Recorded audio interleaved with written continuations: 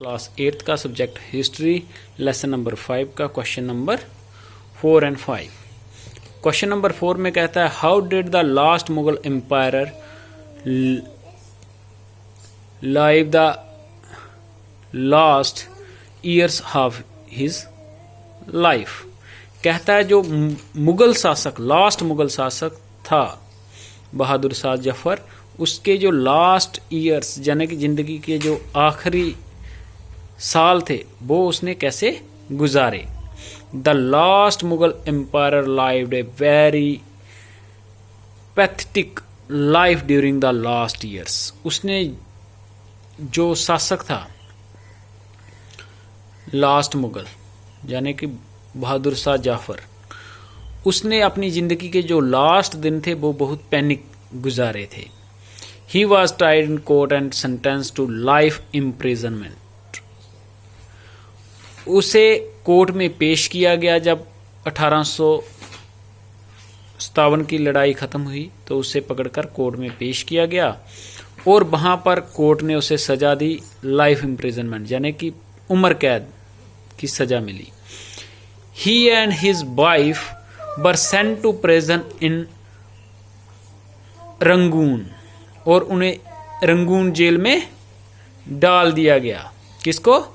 बहादुर शाह जफर और उसकी बीबी को यानी कि लास्ट एम्पायर जो था मुगल।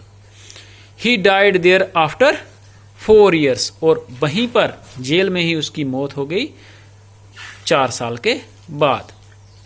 क्वेश्चन नंबर 5 है what could be the reason for the confidence of British ruler about their position in India before May 1857। कहता है जो मुगल जो ब्रिटिशर थे उनके कॉन्फिडेंस का अपनी पोजीशन पर जो कॉन्फिडेंस था वो इतना क्यों था मई 1857 से पहले कि हम बहुत मजबूत स्थिति में हैं, हमारे विरुद्ध कोई नहीं जाएगा, ऐसा क्यों लगता था ब्रिटिशर को।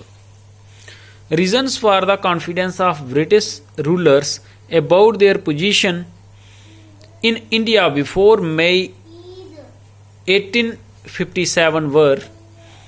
पहला कारण था उसका the traditional rulers fail to develop independent leadership. क्योंकि जो ट्रेडिशनल पुराने जमाने के जो राजा महाराजा थे, रूलर थे जो इंडिया के, वो अपनी एक इंडिपेंडेंट लीडरशिप कायम नहीं कर पाए। ठीक है। दूसरा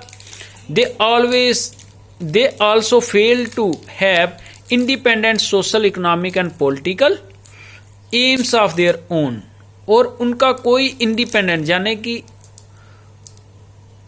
अपने आप पर ना वो सोशली इकोनॉमिकली और ना पॉलिटिकली उनका कोई जो एम था उसे वो रियलाइज कर पाए। ठीक है। उसको रियलाइज करने में वो फेल थे। ना वो सोशली इंडिपेंडेंट थे, ना इकोनॉमिकली और ना पॉलिटिकली। कौन? हमारे पुराने जो राजा थे उस समय के।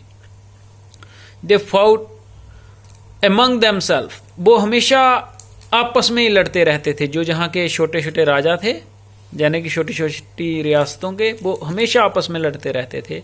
And could not present A United front against the foreign rule.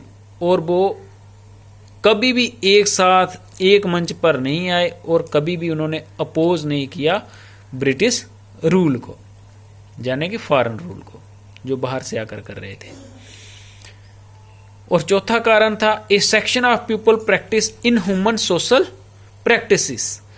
कुछ लोग थे जैसे आदिवासी, वो इन ह्यूमन एक्टिविटीज सोशल करते थे जैसे बलि देना वगैरह वगैरह। ठीक है। They did not rise in revolt against the britisher.